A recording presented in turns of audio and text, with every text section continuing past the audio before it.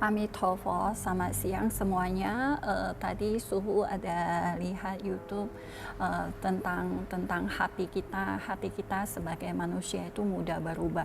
Jadi di dalam sutra itu ada tertulis kata iche wei xin zhao, segala sesuatu itu berasal dari hati. Seperti yang sering kita baca, ada tulisan bahwa di Parita atau Sambuddha ada menjelaskan bahwa pikiran itu adalah pemimpin. Jadi mungkin kita bisa dalam bahasa Mandarin satu kata iche wei xin zhao, semuanya berasal dari hati. Jadi sesungguhnya kita itu kadang senang atau menderita itu hanya karena perasaan kita, pikiran kita, hati kita.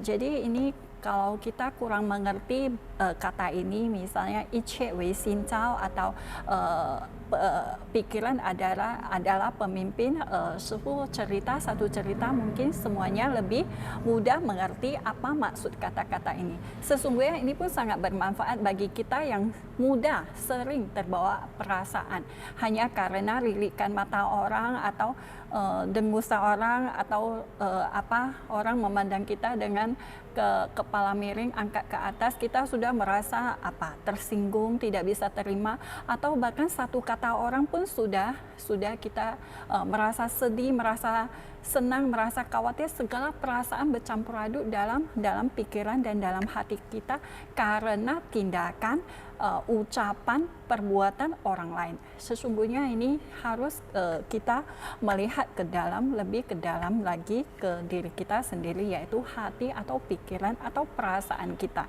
Jadi untuk lebih mudah kita memahaminya, kita bisa merenungkan cerita yang akan Sepuh kisahkan.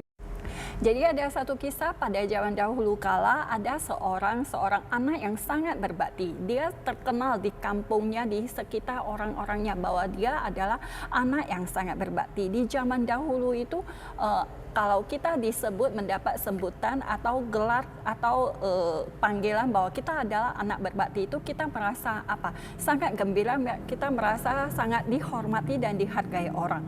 Jadi kalau kita mendapat sebutan anak durhaka itu atau anak tidak berbakti itu, kita akan merasa sangat malu sekali, sangat tak pantas, sangat jahat. Orang yang sangat jahat lah, yang orang tuanya saja dia tidak bisa menghormati atau menyayangi. Jadi sebutan anak berbakti itu sangat membuat seorang anak itu senang, merasa dihormati. Jadi ini kisahnya, ini seorang anak ini sedang merayakan ulang tahun ibunya yang ke-80 tahun. Dia rayakan dengan besar-besaran, dengan penuh kebahagiaan. Jadi karena dia ingin membuat ibunya gembira, dia memanggil seorang penyair.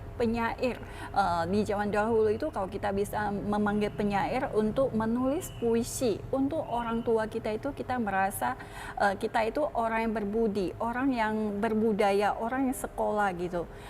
Jadi dia memohon seorang penyair yang terkenal, dia undang datang untuk menulis puisi untuk memuji ibunya. Jadi si penyair ini dia sesungguhnya adalah seorang yang suka meditasi dan mempelajari Dharma. Jadi dia menulisnya bukan menulis yang pujian kosong begitu. Jadi baris pertama dia tertulis wanita ini bukan manusia. Jadi anaknya begitu melihat tulisan itu merasa tidak senang. Kenapa kamu kenapa kamu tulis ibuku bukan manusia? Apa kamu menghina? Apa kamu mengutuk ibuku atau mau mencelakai ibuku? Kenapa kamu menghina ibuku, mengatakan bahwa ibuku manusia? Jadi dia merasa tidak senang, tidak gembira. Tapi si penyair itu dengan tenang melanjutkan tulisan syairnya dengan kuas.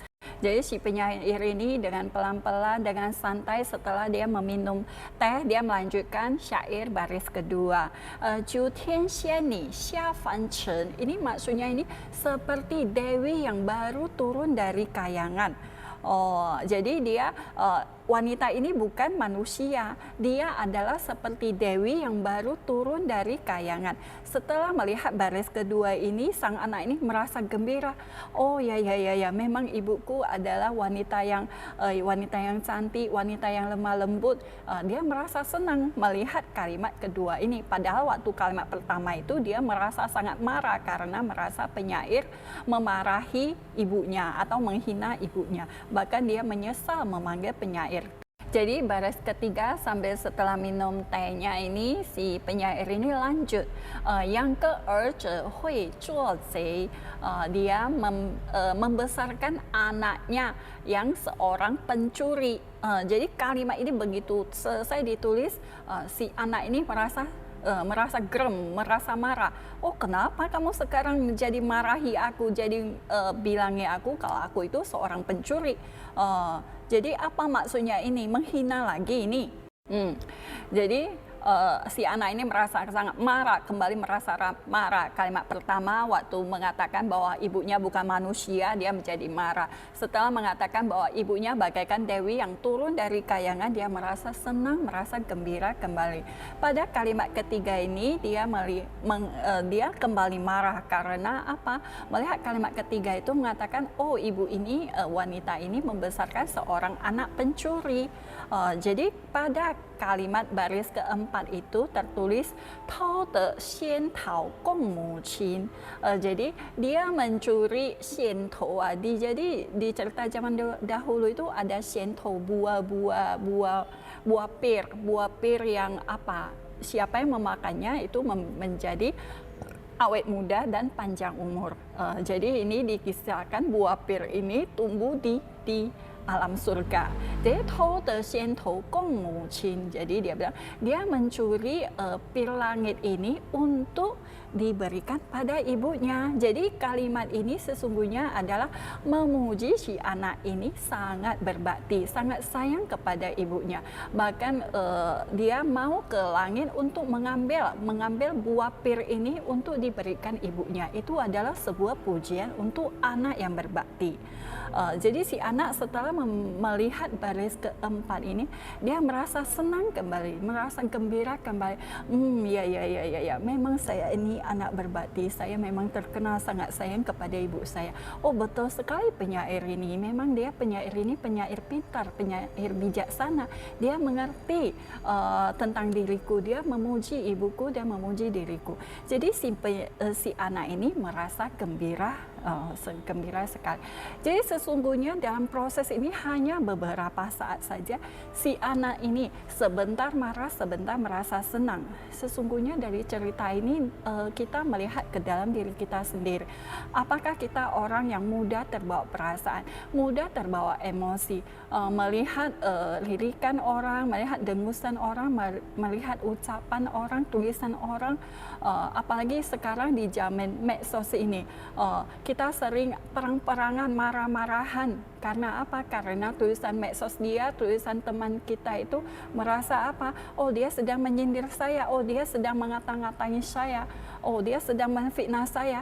Jadi semuanya kita mudah terbawa perasaan hati dan pikiran ini, kita ini dikendalikan, dikontrol oleh siapa? Oleh kondisi luar, oleh situasi luar, oleh orang luar, oleh orang di sekitar kita. Jadi hal-hal inilah yang menyebabkan kita mudah sedih, mudah khawatir, mudah takut. Sesungguhnya ini semuanya apa? Harus kita tindakin. Misalnya kita menjadi sadar bahwa perasaan kita itu naik turun karena orang lain. Seharusnya kita bisa mengontrol, mengendalikan diri kita sendiri, mengendalikan perasaan kita sendiri. Jadi apapun yang dikatakan orang itu, apapun yang di pengaruh luar itu, kita melihat hanya seperti apa?